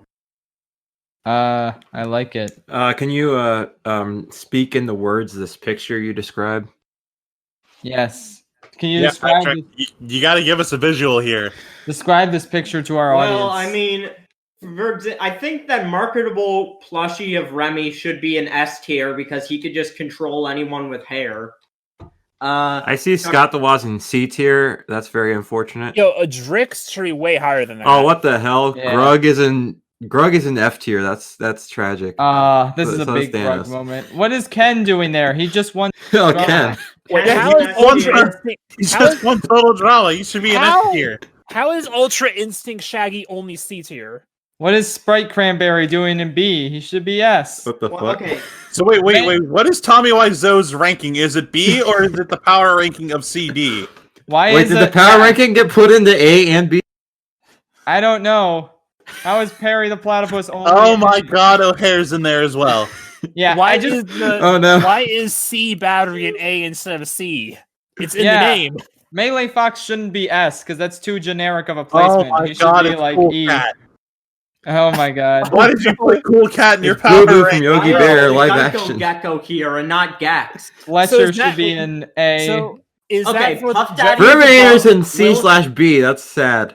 is that Puff for the Daddy is live above action Will Smith. Fat Albert specifically, or for that the movie? I don't like- know. like- Why they're is making Fat the Albert the movie or movie making is Fat in Albert? B tier, but Fat Albert the character's in C tier? Yeah, but like a chance of is that the ranking for the movie itself or for just live action Fat Albert? That's All right, this person's lost all credibility. Tomatoes B tier. Yeah. We're done here. Yeah. It's over. O'Hare is rich. Tamatoa is in God tier. Good night, tri-state area. O'Hare's rich. He cheat his way to S tier. One thing I can say, Puff Daddy is superior to Will Smith Fish. Hell yeah. Okay. Anyway, I will say he did correctly put the silence meme in the correct ranking. nice. From Bo the Sheep, will you ever listen to Mustard Plug later? I feel like I have to, yeah, after using it in the After last night, Total yes. Drama. You After gotta the listen to total Mustard drama Plug, session. guys. Yeah. That's good shit. Let's see. Cillian O'Sullivan asks, out of the 10 best-selling Switch games, which ones have you not played? And if you were stuck on a desert island, which one would survive the longest? Okay, I'm pulling up the list now. The Switch games. Yes. List of the best-selling Switch games. Pokemon. Okay, 10 is New Super Mario U Deluxe, 9 is Splatoon 2, 8 is Super Mario Party, 7 is Pokemon Let's Go, 6 is Odyssey, 5 is Sword and Shield, 4 is Breath of the Wild, 3 is Ultimate, 2 is Animal Crossing, and 1 is Mario Kart 8 Deluxe. Okay. So what was the question again? Played. Let's see. Which ones have you not played? And if you're stuck on a desert island, which ones would survive the longest? Which I posted the link to the article in the chat. Yeah. Okay, I personally have not played the Pokemons, and that's it. I've played all I the haven't ones. played U Deluxe. I haven't played U Deluxe, but I played U, so it doesn't matter. Same game, basically. I yeah. played, I haven't played U either. Super Mario Party with you guys like back in like February or something. I don't remember when, but I have at least played a board of that. I have not Yeah. played Let's Go though, and Yeah. I have not played Breath of the Wild, but that's it. I Yeah. played about Just those 10 two. minutes of half of these. Yeah. That being Splatoon 2, Super Mario Party. I guess that's those ones. I haven't played Okay. Super Mario U. I played everything else. Okay. Chris, which one? Which ones have you played, Chris? The only one on. All right, hold on. Let me look at the list. I've played Smash Bros. I Sweet. have played Super Mario Party, and that is it. Wow. Anyway, in terms of which one would last on a desert island, which one would survive the longest? So Is is he this like, are we asking playing us the one that or we- the games? That we'd play the most. I think he's probably. I asking, assume so. or is he asking which one of us specifically would survive on an island? Or is he asking which one of the games would survive if the 10 games had to fight That's- each other? Yeah. Really Or is he awkwardly saying- worded. Or is That's he saying intriguing. which game is played the most because the one that gets utilized the most is the one that gets the most wear and tear? Okay, well, first of all, if all 10 of them had to fight each other, New Horizons would obviously win because that one knows about being Oh, I stranded forgot on about New islands. Horizons. My bad. Yeah. Over it. Yeah, it's all good.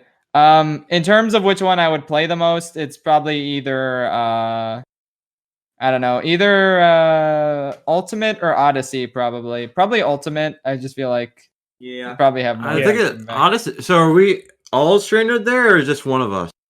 like an individual basis? I don't know. This is a I don't weird know. question. Well, if we're all Smash Bros. streaming there, Ultimate I'll single build a player is not solar the best generator thing. so we can recharge our Switch. Hell yeah. Hmm. Yeah, that's true. How much charge does our Switch have? 4 hours. Hell yeah. Perfect. All right, which Okay. one uses the least battery Get life? a couple Mario Party games done in that time. Yeah. That's true. We could at least get 2 or 3 Mario Party games finished. That would be perfect. Anyway, So Cursed Nick Moments has a brilliant question here. yes. Which Barnyard character do you think would win in a fist fight? Ben, Snotty Boy, or Weird Al Yankovic? Snotty Boy has a really big power level. Weird Al Yankovic. Yeah, it would probably Yeah, be I'm Weird leaning Al. towards Probably Weird Al. Weird Al. You got to think that man has encompassed everything. Yeah. Yeah, Yeah. Ben got canonically defeated already, so he's not that great. But Yeah. Snotty Boy has Right. been tipped over. That's called boy tipping. That's true. Weird Al definitely has. Yeah. Weird Al has This. not been defeated. All right. Let's see what else. Hey, here's something from Riley Smith. When/why did you start making your DreamWorks videos? Also, is Shrek 1 a million sub special? No, it is not. My million sub special is more obvious than that. But I don't know why I started making them. I wanted to talk about DreamWorks. I want to talk about Shrek 2. So there we go. I did that back in what is the October. million sub specials? I don't know. Be him reading the script for Oh, it's Moana. gonna be Tamatoa, isn't it? Yeah. I assume it'd be the reanimated collab. Nah, right? that's He's something gonna else. he's gonna have like 5 million sub specials because he's that kind of guy. Nah, it's just gonna be the 1 hour Tamatoa analysis because of course. Okay. Yeah. If you start I'm pretty now, sure you maybe promised you'll us finish 24 by- hours, James. What's up with? What's up? You I'm cut pretty out. sure you promised us 24 hours. I disagree. At that point, we do I a charity think- live I think stream. you said 24 hours at one point. I You don't gotta know. pay back interest. James, Oh, no. you gotta turn it into a charity live stream now. Chris, break Yeah. his kneecaps. Uh-oh. All right, James, I'm coming over to your house to break your fucking kneecaps now. I'll be there. no. Yike. Chris, I'll be no. there. Anyway. Here's a question from YesZo. Which level in Mario 64 is the best? I don't actually know off the top of my head. I personally love Tiny Huge Island. Yeah, that's a pretty fun one. Yeah. It's a neat gimmick. My personal favorite would I like the first two. I like Baba Battlefield and Womp's Fortress a lot. They're just fun to go around in. But in terms of the one I always get the most mileage out of, honestly, for some reason I really like Lethal Lava Land. Like I always look forward to that one. Yeah. I look forward to going in the volcano, just jumping on those platforms. I just like how it's a nice contained area where I can just like do whatever I want and there's lava surrounding me. I don't know why. I dig that one. That's my favorite. Sorry, probably what was just the go question Bomb-On. again? What level in Mario 64 is the best?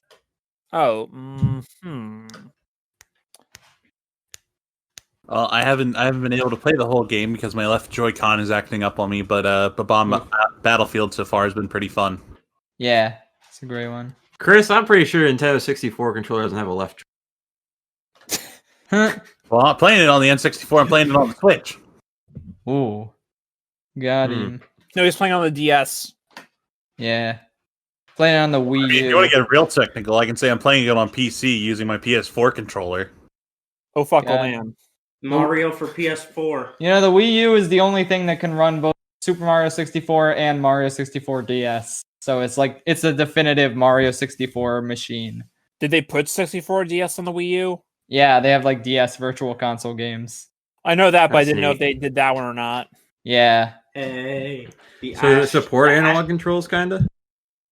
What on the Wii U port? Yeah.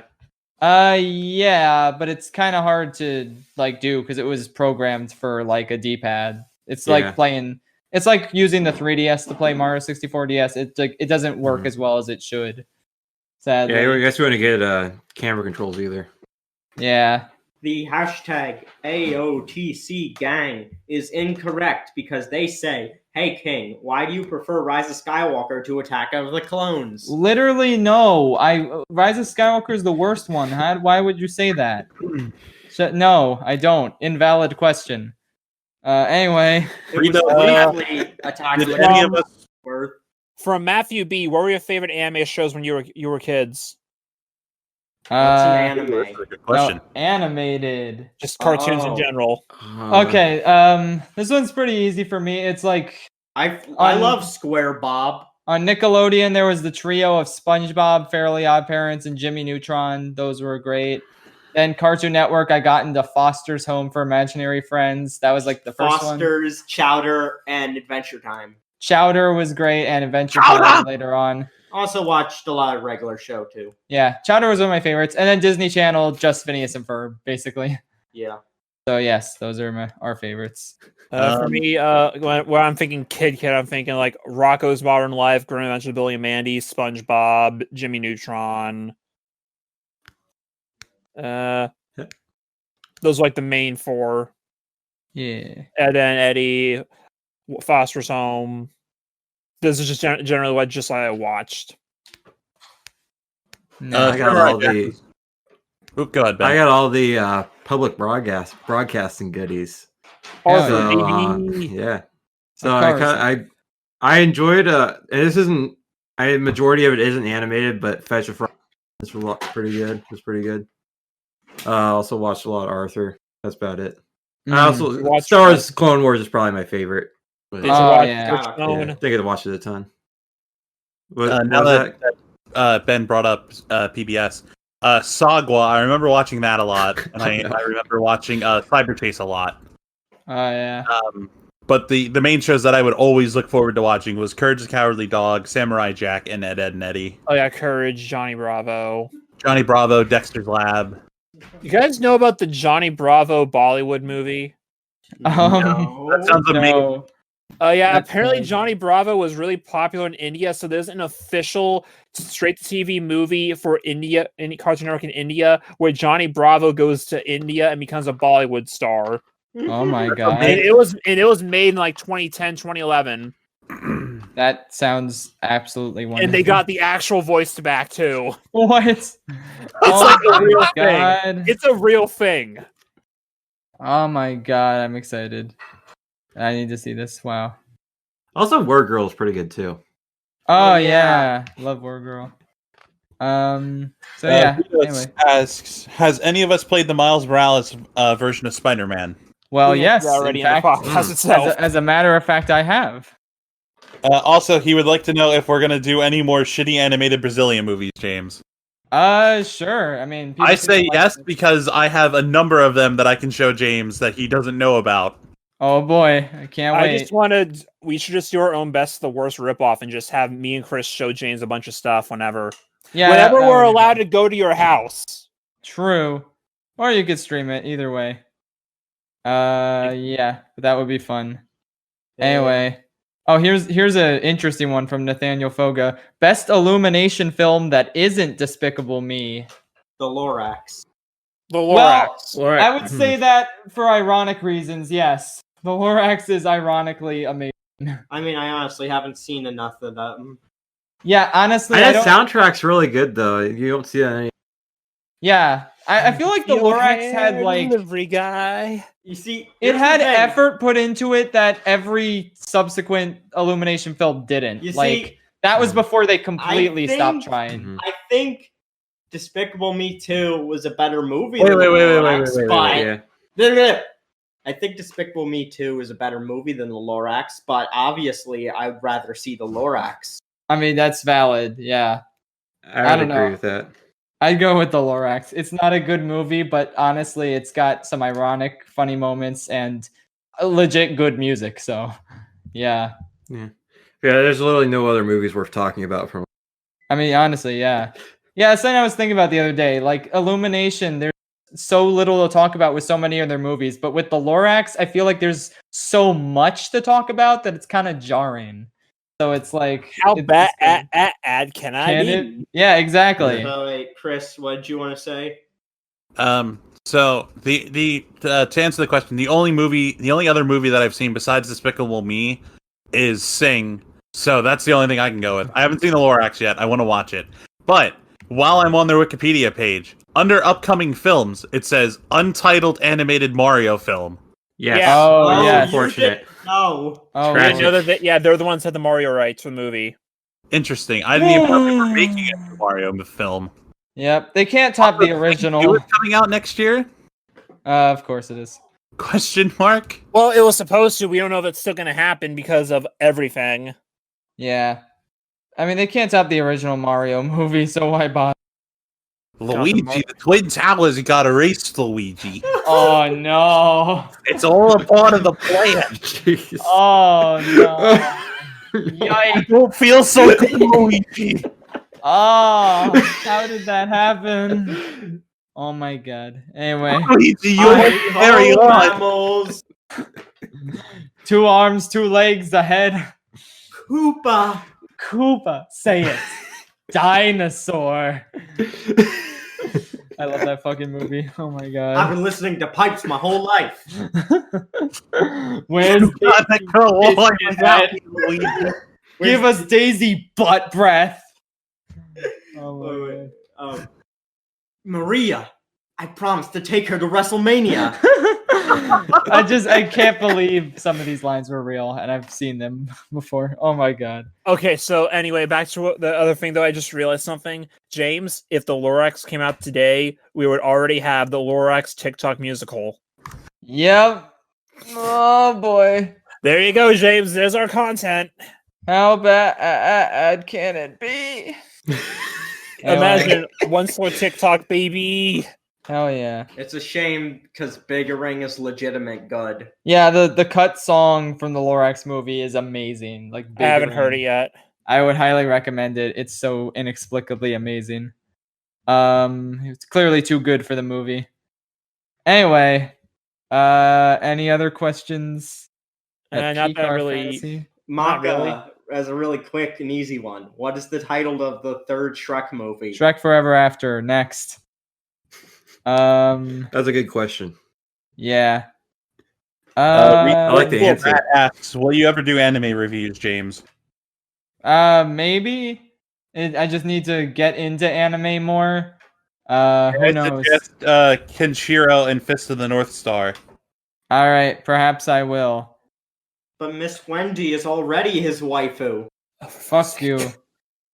Anyway, though. Here's a question from -27. Is Cars 2 the worst made animated movie by a major studio you have ever seen? Honestly, animated, yes. I want to say it's honestly worse than every DreamWorks movie, and I want to say every Illumination movie I've seen. It's worse than Minions. Cars 2 is legitimately one of the most frustrating and insulting films I've ever seen, and it's only slightly better than Artemis Fowl and Mulan. So there. Well, I would probably would- also because like a lot of the Illumination stuff and Dream stuff that is bad. It's usually just mediocre, bad, and boring. Yeah, exactly. Minions is an exception. Minions is actively horrible, but Cars 2 is a little bit worse. So, yeah. I consider Turbo worse. Yeah, okay. that's valid. I've not You seen totally- either, and I don't plan on it. Turbo is only slightly better, in my opinion. Frontline Rebel Zero wants to know how you liking Mandalorian Season 2 this far. Yeah, honestly, I like it I- better than the first season, to be honest. I think just it has a more intriguing story now that we've established like Moff Gideon is like the villain, like the big threat, and like I just feel like there's more of an interesting world now. They're not, I don't know. I'm surprisingly enjoying the Clone Wars characters that have shown up. Like I didn't want them to be in the show. I wanted it to be its own thing, but I thought they worked them in pretty nicely. And yeah, honestly, it's just more intriguing. Yeah, I'm into it more this season. So yeah, I don't know if anyone else has been watching The Mandalorian. I don't have Disney Plus. Rip. I don't either. Yeah. It's the only thing worth watching on Disney Plus, honestly, in terms of like TV shows, because it's like you can get everything else on Disney Plus somewhere else. So it's like, I don't know. They aren't trying that hard Well, with can you original get Candace? programming. Can you get Candace Against the Universe anywhere else yet? Well, no, but you can kind of just pirate that. Like, that's not that I hard. mean, technically, you could probably pirate all of it. Yeah, but it's easier with just a movie compared to, like, 12 episodes of a TV show. So, I mean, but yeah. Those are the only 2 originals worth watching on Disney Plus. Plus the last season, Clone Wars. Oh, yeah, I forgot about that. How did I forget about that? It's like, it feels like so long ago. Everything from this year feels like either yesterday or a year ago. Yeah. Even then, the only things with Clone Wars that are really worth watching are the last 4 episodes where you can just, they could be put into a movie and that could be pirated. So it's not like that has been made. Yeah. All the ultimate complete Revenge of the Sith. True. Movie. Anyway. Yeah. So, any other questions looking intriguing? Here's a fun one. Which fanboy and Chum Chum character do you stand? Ooh, that is an epic question. That's pretty epic. Not gonna lie. I don't know. Craig didn't die when you asked that. Yeah, I'm impressed. Patrick legitimately got up and walked away. I don't know. All of them because they're all equally epic, and that's This is a good question to end on. So. That's a pretty epic way to end the podcast. We should just stop recording now. I agree. Who's the dude that runs the convenience store? I don't know. I didn't watch the show. I don't know any names. Do any of them run the convenience store? I think they just work there. I think there's someone named Fanboy and someone named Chum. What's the wizard dude? Emperor Poopatine? I know there's also that. Emperor Porpentine is the wizard. I'm pretty sure it's Poopatine. Poopy head. Yeah. Emperor Poopy No, head. I'm like the apprentice wizard dude that they annoy every episode. Oh, I want to say his name is Kyle, but I don't know how I know that. I feel like there's it's also grade? the teacher who zooms through the hallway too. Oh yeah. I don't know his name. Oh yes, his name was Kyle. Indeed. Okay. Shut up, Kyle. Stan Kyle. I haven't watched the show, so I wouldn't. The only good character from Fanboy and Chum Chum is Boogregard Dolomite Shizetti. Hell yeah! What? The big dude, right? You know, he's the dude that runs at that works at the convenience store that's like right next to their treehouse. Now we know. All right, well that was epic. That's the only good character. That was an epic way to conclude the Q&A. So now everybody, if they'd like to recommend something or plug something, now be the time. Yes, I will gladly take the first spot. Thank you. Yes. As is usual, everybody. I cannot stress this enough. Go to your local grocery store and buy yourself a nice bottle of Dr. Pepper, or can. It is a very nice, refreshing drink. Something enjoyable on a nice cold day like today. Every fucking episode. You know it. Want a Sprite cranberry? I was drinking one of those during this episode. Time of the year. Anyway, it is the first time of the year. I'm gonna keep shilling for Dr. Pepper until Coca-Cola Cinnamon comes out. Yep. And speaking of Sprite Cranberry, keep an eye on my channel. Filming this week the first annual Sprite Cranberry Cook-Off. It'll be a fun time. Coming out this Christmas or something. Nice. Looking forward to that. Yeah. All right. Total Drama All Stars has been eliminated. Sent to the dock of shame. Okay. Do you want to recommend that Twitter account? Sure. Patrick recommends the Dock of Shame Twitter account. It's a funny. Fuck Total Drama All Stars. All my homies hate Total Drama All Stars. I recommend Bugsnax because it's so good. We're gonna be hearing that the next 10 episodes. You know it. You know it, fuckers. All right, William. I recommend you go to the grocery store right now and get a nice soothing bottle of Dr. Pepper. Hell yeah. And don't forget to go to Don Cheadle's house on November 29th and wish him a happy birthday. Go to Don Cheadle's Twitter account tomorrow and wish him a happy birthday. Go to Don Cheadle's Twitter account a week before you listen to this and wish him a happy birthday. Yeah, go back in time to wish him a happy birthday because this won't be out for a little bit, for another week or so. But, yep, do it. invent time travel just for the sake of doing that for Don Cheadle. Okay, that's about it. Good. Yay. Bye. Happy birthday, Bye. Don Oh, Cheadle. mama. William presses the stop button on the recording. Hell yeah. Oh wait. Did we stop? Yes. I Oh did. wait. I have Alright. one last thing. What? And I see that Craig is still reporting. So here's the thing. I'm not putting that in. Fuck you. That was Okay, we'll put that in. okay. We can put the fuck you in. Yes.